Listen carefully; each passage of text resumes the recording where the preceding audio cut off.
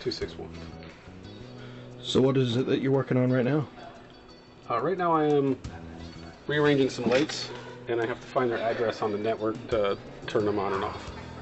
So I just moved 261. I'm trying to figure out what it is here, so I can find the channel number so I can control it with the board.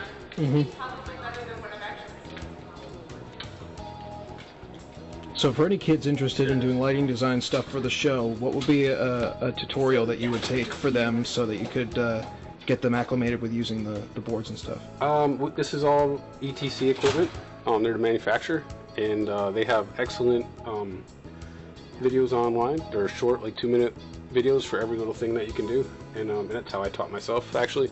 So I would have the students go through those, and I would do it with them, and they can actually save their own show on this thing. That doesn't actually affect things we need to do day to day, so they can practice and make mistakes and it won't affect everything. So that's basically what they would do. Can you show us what a basic key-in would look like? I'm not sure, because I got everything off right now. So I'm looking for 81. 81 at full. Let's see if that works. I don't think that one's working right now because it's at park. It's like this thing that I don't know how to fix yet, but I'm working on. If I can show you the magic list. Yeah. So this is the magic list. This shows us all the lights in the house. So for instance, I'm working on this set right here. I just installed these two for band and chorus. So if I turn down the lights a little bit, you'll see them come up. Or I just gotta go to live. I got them on. Oh, I unplugged them because I'm working on the other light. Oh. Yeah, so actually, but I can show you these. So these will come up. And the sliders are directly on those ones up there? Yeah. And over here we can change colors and things. So this monitor over here does the color temperature and the tone? Correct. Yeah.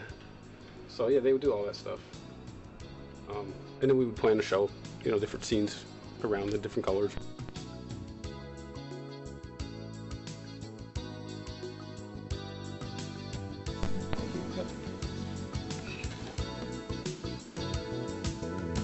First rule of shop, people, always have your safety glasses on. Alright, Mr. P, talk us through what we're going to be using today in this demo. Okay, these are what we use mostly when we're doing flats. This is just an air stapler. These are the staples we'll be using to attach the plywood to the pine. This is like standard pine that we'd use. It's clear, meaning no knots or anything, and it's nice and straight. It's 2.5 by 3/4. This is a used piece of 1/4-inch plywood or Luan. It's got like years of paint on it, so it's just scrap. But I'm going to show you how we would kind of do this process. So imagine we had a big platform, but just to keep it simple, I'm just going to use this little piece of scrap to show you. And what we would do is glue it. You want to see the tools right there? Okay. So we'll use this to actually attach it. It's just a stapler, but more powerful. And this is the trim router. This is a blade that spins right here.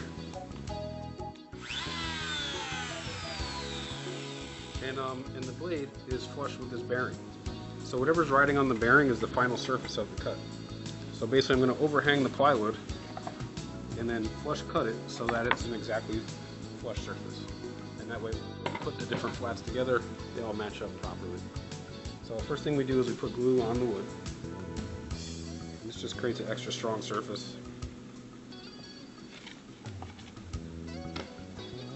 I'm going to overhang this a little bit just to show you how it works.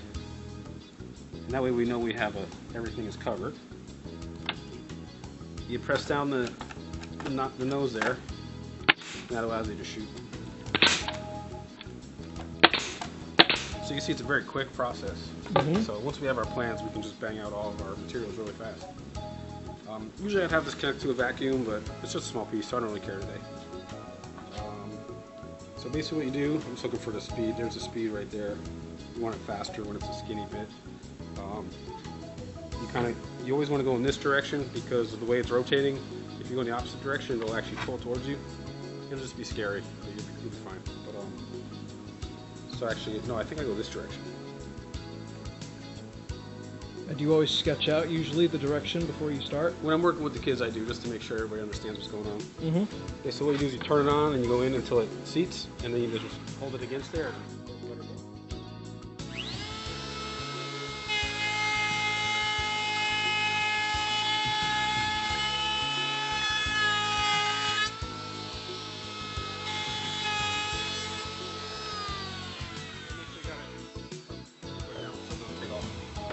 Well, here you can see it's nice and flush, and that's the whole point of that. So that's why we make like a nice, perfectly square box that we can use for the stage.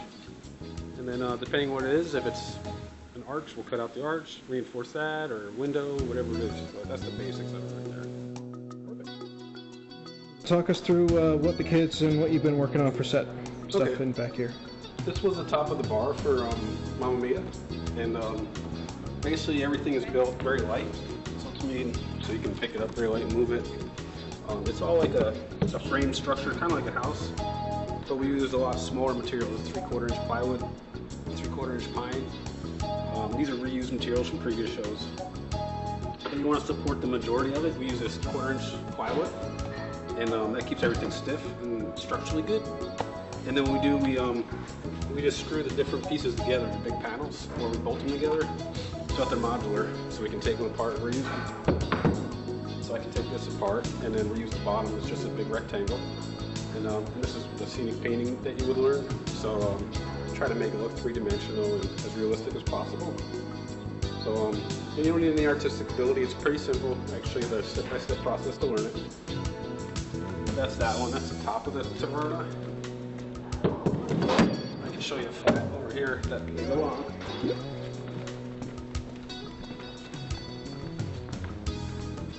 So these here are the archway for the bar. You see they're just big panels that we put together. We use glue and staples. So really quick, easy construction. It's meant to be efficient. Everything is clear pine, so it's straight and not twisted, like 2x4s for your house. We just have a series of panels. Basically, you design it, have a structure that can be taken apart and put back together, kind of like Legos. And everything needs to be light and storable. That's why it's flat. And modular. And then we could reuse this for another building structure down the road. Same thing here, we have the window units that we built. So this is an individual unit. I can pop this out and put it in any flat that has a window opening. So if we need a window, we can just throw a window in there. Same thing here, we have the door units. And that's basically it. Over here we have some staircase units we made, so we can stack these if we wanted a wide staircase. We can take these two and put them right next to each other. If we need a full staircase, we can put them one behind the other. And then like for the Taverna, we had like an offset, so it went up and then it turned 90 degrees and went that way. So we have a lot of flexibility with the way you build it and how it's supposed to be constructed. Okay. All right, Mr. P, take us through what you would be doing if you were teaching this graphic design for the first time. Okay, so what we would do is try to draw things, and a lot of people don't have the ability yet, but that's okay, you can practice. But basically we're just going to do a square, so I'm going to plan out a flat that's going to be about 18 inches by 18 inches. Should be square, but it's fine. Usually the top and the bottom plate will be solid, so these will be solid boards. And then we'll just have two vertically. And then because 18's not that far, that'll be fine. I don't need any middle support. And then I'll just put plywood on top of it. So that'll be the basics of a really simple flat. But we would start off with a sketch, and then we draw that in here. So we would do like, this is to create your sketch. And then you choose your plane, kind of like the piece of paper you want to draw on. These are all your tools that you would learn. But I'm just going to go through it very basic today. So I'm going to choose a rectangle and just draw that rectangle that's 18 by 18.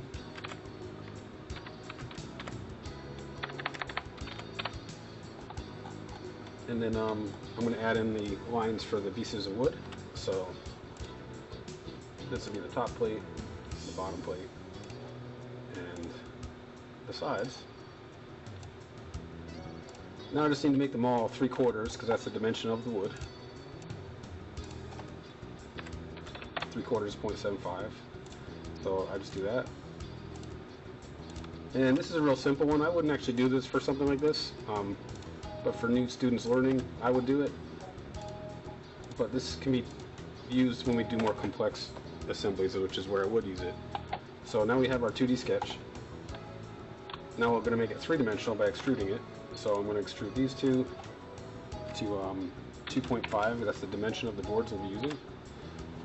I have to reactivate the sketch to finish what I was doing, and then extrude these two.